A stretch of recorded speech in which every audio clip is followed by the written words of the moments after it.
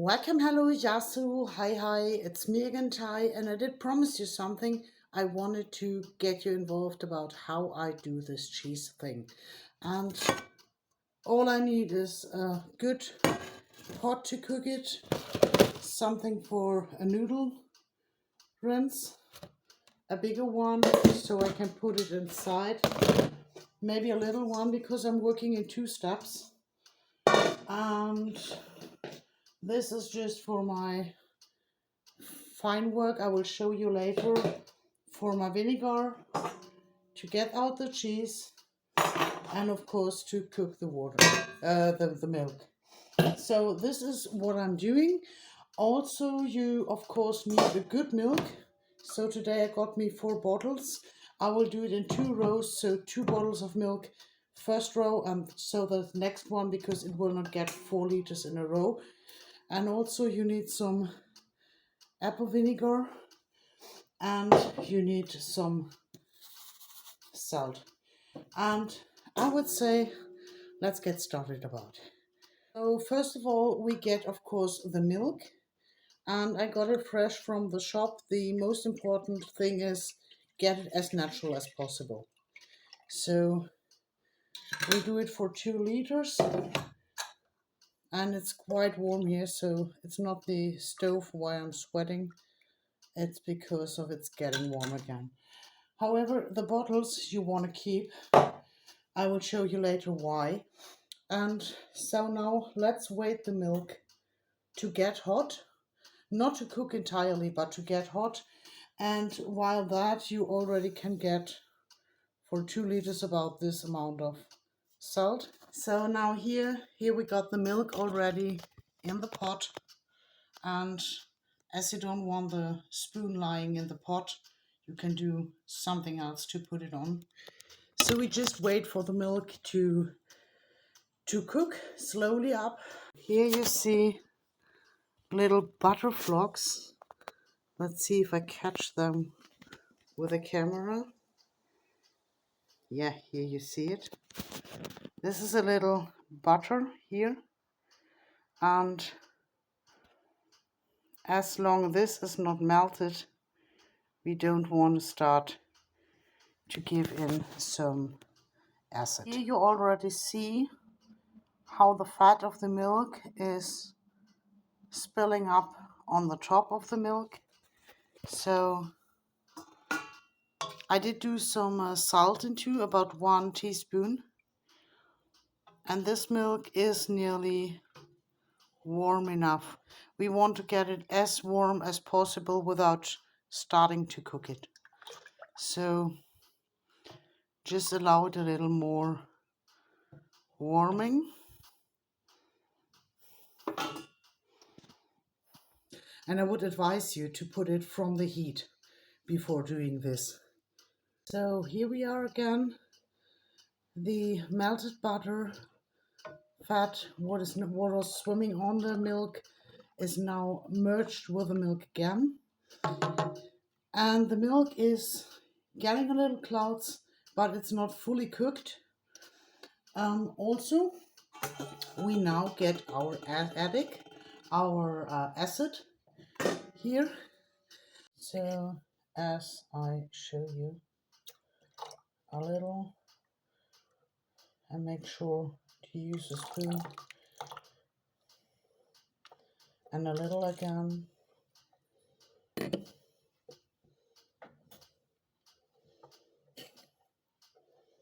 And a little more.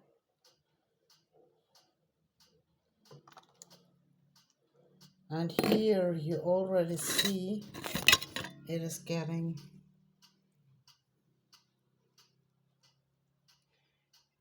a little crumbly, and this is what we want to. So this is what happens when it looks fine. As I want it a little more sour, I give a little more into, but you wonderfully see how this separates from the buttermilk. So and now we just pour it through the rinser sitting in this basket. First, I use this one here to get out the bigger pieces of the milk.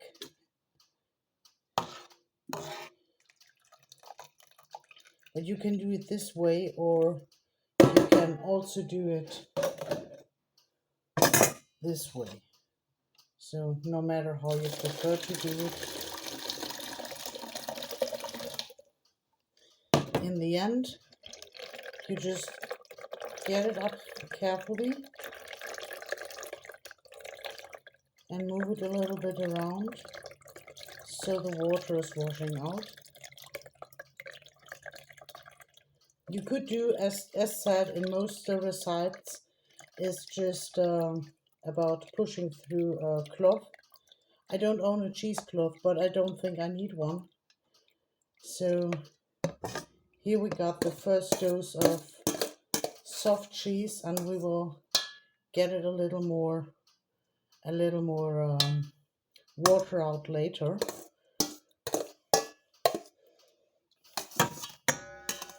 So, and here we go for the next.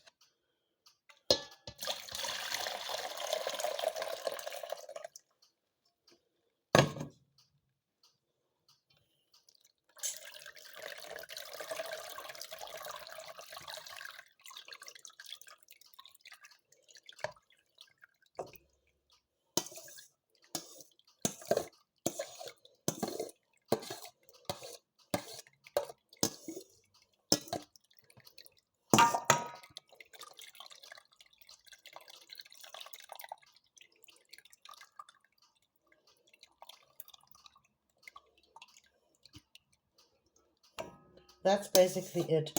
But I want to use the milk water as well. That's why I did add some little more acid. So that's basically what I got about the cheese. It's not much, but that's our cheese already. And so we also got the buttermilk, and I got it here in my basket. I will pour it over into a bigger, because I want to filter it through this one to not to have any cheese in my buttermilk later, because in this case there are some tiny flocks of milk still remaining. But let's do the second one and do this in the end. Something you might not like: all of these cuties have to be cleaned before we get started for the second round. So as I told you, I did clean the materials a little bit. That was mainly because making sure the holes are clean again. But about the milk pot, it's special because if you don't clean it properly, just after using it, the milk you're warming up now will be stuck on the ground immediately. So it is very important, especially to clean the pot very good, or to use, if you are using 4 liters of milk, to use bigger pot or a bigger bowl from the beginning. However, I got my stuff and I use my stuff, and I think everyone should use as it is possible, as you just got in your kitchen. You don't need to buy any special stuff for this. Here we get again a little salt for the milk, because as it is stuck you won't get in some salt, so we should do it before. Here you now see the milk butter is melting. I show you again in the beginning when I did try to show you, but now as it is melting, you see it's yellow tone, and that's the milk butter what is giving the taste to the cheese as well. So we want it to melt slowly. Also about the apple cider, apple eddic acid. I did use 125 milliliters. It's about half of a glass of apple acid. You can use a little more or a little less. The only important thing is that the cheese is separating from the milk.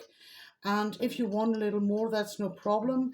If you want to use another acid, it's no problem either. But make sure it should have been about 5% acid concentration, so it works. Yeah, so now it's nearly time to, I will give it a little more time and we'll get back to this. So you now see the big bubbles are gone. There are no big fat bubbles anymore, just the small tiny ones. You barely can see it on my camera, but you know that's how it is. I told you you take the acid and you just give it a zip, and so you move it slowly, not all too much. And so you give it a zip again. You just push it back and forth. Now I have to pull it away from the heat, I see. So as I told you, put it away from the heat. So okay. And here you see it is starting, but we want to give it a little more.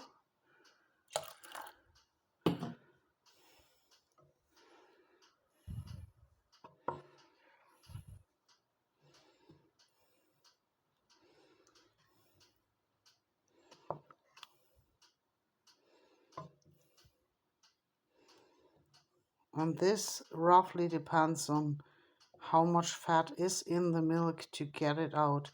But you see it's already starting, and this is what we want. Here you see it's getting a little more yellowish here, the water, and the cheese is wonderfully white. This time it did work even better, as you see. I could barely put it out from the pot with my spoon like this. So for my taste a little more. So, and we get it again for the other pot.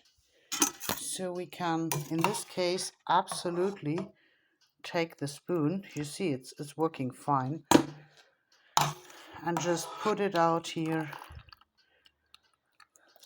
The better this works, the less you have to filter in the end if you want to get your buttermilk for having it clean without these cheese pieces. You see this time it's really easy to fish it out. So but nonetheless I will put it through the rinse as well, so we get out the small ones too. Also you want to move it like this, so it is pressing out the milk water from the cheese. I do it one-handed, usually I do it both-handed. But you see, it is working wonderful. You don't really need a cloth for this. So, and as we are working with two sessions about, we got the one we did prepare in the other bottle. And so we just pour it over. And we get both of them in here. So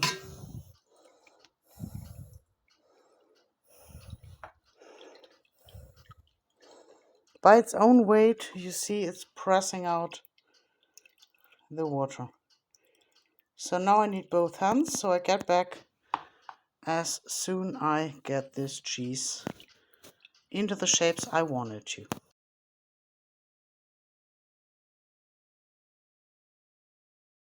So again, we did pour it into the cup to filter it through the filter and fill it into the bottles. And if there is a remain of cheese like this, we can add it to our cheese. We did not even pack it yet. It's just resting in the rinse above the metal bottle. So combined like this. So, but at first we make sure to get our buttermilk now. So we did filter it and we get it back into our bottles.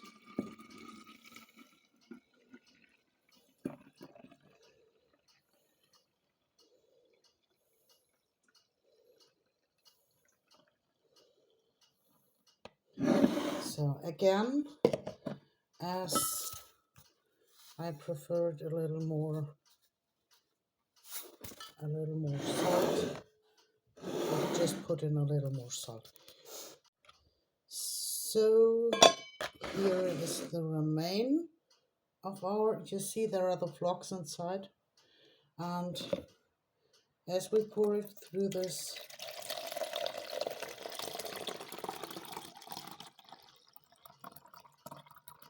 it will just be stopped there, and keeping it moving to get the cheese remain. This time it's not that much because the second one did react better on the eddic. It's depending on the milk, and it's every time something else. So that's why I just give a about measurement about the acid. It's really differing, and this time it's just a little bit cheese what did hang on our little rinse. So, and here we go for the last one.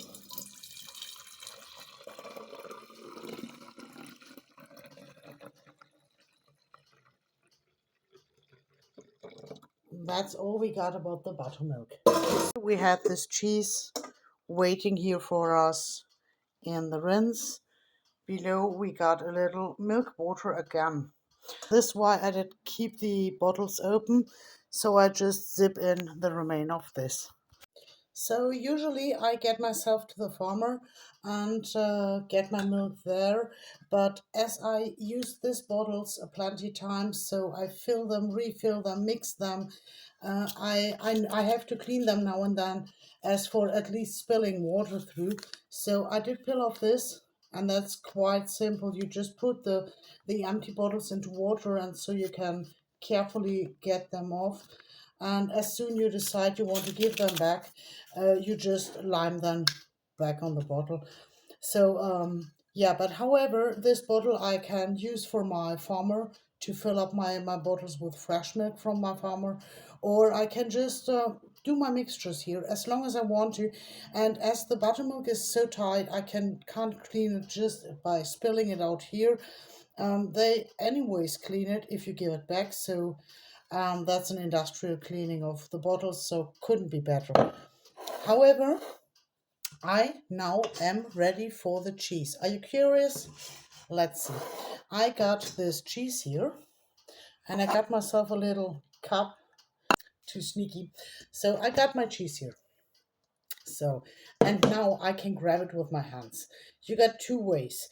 You can do the cheese like a fresh cheese, very soft, very fine, or you can do it like a cheese to cut it what is like a feta cheese. And this is what I want to show to you. I don't want to be too picky, but you really should work with your hands because you see what you're doing. In a way of this feta cheese thing, you just get yourself a little of this cheese, and so as if it is a dough, you softly press and press and press until there is no water getting out anymore, or until it is, let's say, there is less water getting out. So this is how you can do.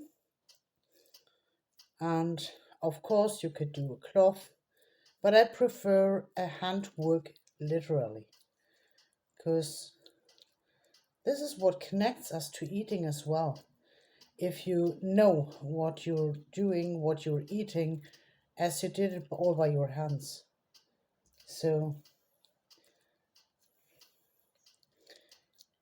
this time it is a little soft, so I can just put it onto a paper here.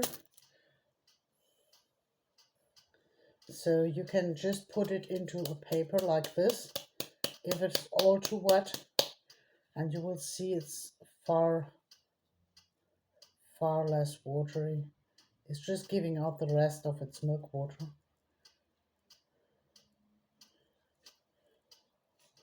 As you see. Of course you can do a cheesecloth as I said, but I'm using what I got here. And it's not even double use. I did use it also to put the labels onto the paper to dry them in the sun meanwhile I was working. So it's a double use of the paper as well. So I think this is enough for this cheese, for this one cheese I want to get. And so you just open it, and there you already see it's a far more dry than before. So, and you get it on your hand. The paper is quite watery. So, and this is the one we got for a cheese. There is no extra salt. There is no herbals. And I just put it into a foil. And so I put it into the fridge. And as it cools down, it already gets a little more consistent. And last time when I did so, I just put it into the fridge like this. And last time when I did do so, it was lasting for about a month without even getting worse. So you can do so. However, I also do them in a box, but in that way I prefer this more soft cheese. And there you just use it like it is and put it into your box. And I would do some little herbals too. So I got me some herbal de Provence, and I will just get them in between.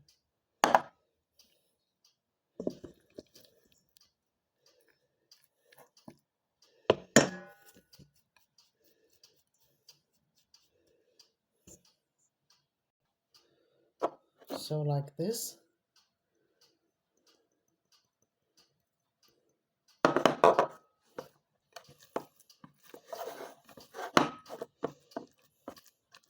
As said, make sure to always wash your hands in between so you can really work with your hands. It's very beneficial to do so, to work with your hands, I mean.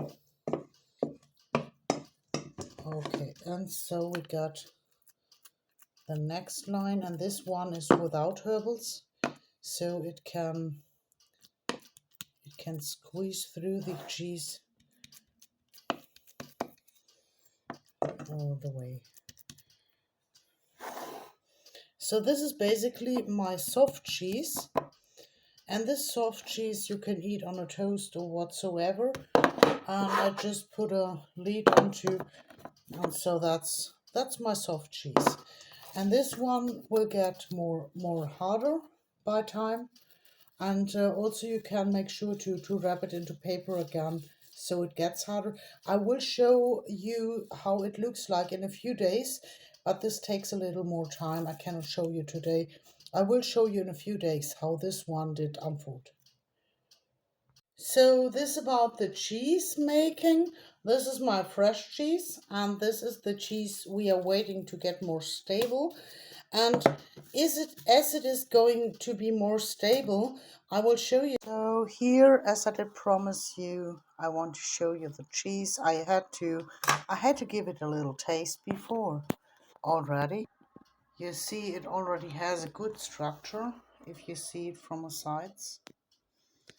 And also, if you cut down, it is already, it's not that that compressed already, but it's already fast enough to cut it into pieces for your bread. So I will get it into the fridge again to store it a little longer, but as you see, the structure is already fine. And there is, when you take the buttermilk, this ready mix concentrated buttermilk, and you fill it into a glass with some herbals, you can put the cheese later on when it is more stable, and you can get it into, and so it is really like a little feta cheese, you see, and it is tasty. So good luck in trying, and here we go again for this buttermilk. This is the remain of our cheese making. So it's basically high concentrated. I wouldn't drink it pure, but this one is closed now. So if you wait until it's cold and you put it into the fridge, it is lasting several weeks in a fridge. And I got an open bottle here, and I just show you how I mix it up. You basically don't need much about. You just take about this, even maybe less if you want to. And now you don't do the acid right now, because in that case it could separate. So you first fill up the water about this level here, and so you can fill in the acid. I put it into this little boxes when I got it in my fridge, because I think this is a little unhandy to dose it. If you want to, you can also add some little salt. So you got it in here, and there you fill up the rest of water, and you put it into your fridge. And so it is a tasty, very fresh milk drink, so to say. Not really buttermilk and not really kefir, but by the acid of the apple cider, and by the milk and by the salt, it is a very fresh drink in the summer. And if you're doing a cheese making, give it a try, because it's really tasty. And another benefit is this apple acid is said to sink down the insulin as well. I don't know if it works. I'm on a self-experiment right now. But if you fight on something like this, and if you anyways like cheese, this could be a try. So I think this was a roundabout my cheese making. I hope you did enjoy the video. And if you did like it, give me a like on to share my video. Yeah, and have fun in trying these experiments. So bye, and enjoy doing your cheese making.